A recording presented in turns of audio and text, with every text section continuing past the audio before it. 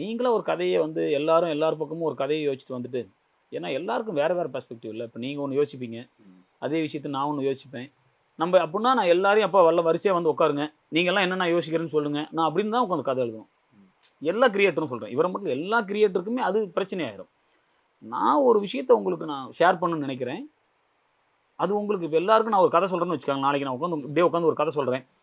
உங்க எல்லாருக்கும் பிடிக்கணும்னு அவசியமே ஆமா. இல்ல. ம். கண்டிப்பா. ஒருத்தர் 2 இன்ட்ரெஸ்ட்டா கேட்பாரு. ஒருத்தர் தூங்கிட்டு கூட இருக்கலாம். ம். ம். நான் சொல்ற பெர்ஸ்பெக்டிவ்ல நீங்க என்ன ரிசீவ் பண்றவங்களுக்கு அது பிடிக்கும். ரிசீவ் பண்ணாதவங்களுக்கு பிடிக்காம கூட போலாம்.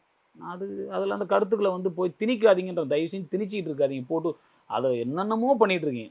அப்புறம் நெறைய ரிவ்யூல வந்து காயலாங்கடை சேர கொண்டு வந்து போட்டாங்க கூட சொல்லிட்டு இருந்தாங்க. ம். முதல்ல அத பத்தி தெரிஞ்சுக்கங்கன்றாங்க. அத யோசிச்சுட்டு ஒரு முடிவு பண்ணணும். நீங்க அத எல்லாத்தையும் யோசிக்கணுமா இல்ல. அதுக்கு நீங்க காயலாங்கடை சேர்ன்னு சொல்ல தேவையில்ல. ம். அந்த சேர் எனக்கு ஒர்க் ஆகலப்பா. அந்த எனக்கு சேர கனெக்டே பண்றதுக்கு ஆகல. அவ்ளோ எஃபோர்ட் போட்டுருக்கேங்கிறீங்க இல்லையா? ஆமா. அது எனக்கு ஒர்க் ஆகலப்பா. ம். எனக்கு கனெக்ட் ஆகல. அது ஜென்யூனா இருக்கும். ம். நீ காயலாங்கல்ல வந்து நம்ம எப்படி பேசணும், நீ வந்து பார்த்தீங்களா? அப்ப யாராவது பார்த்தீங்களா? காயலாங்கல்ல இருந்து பார்த்தீங்களான்னு இருக்கும்.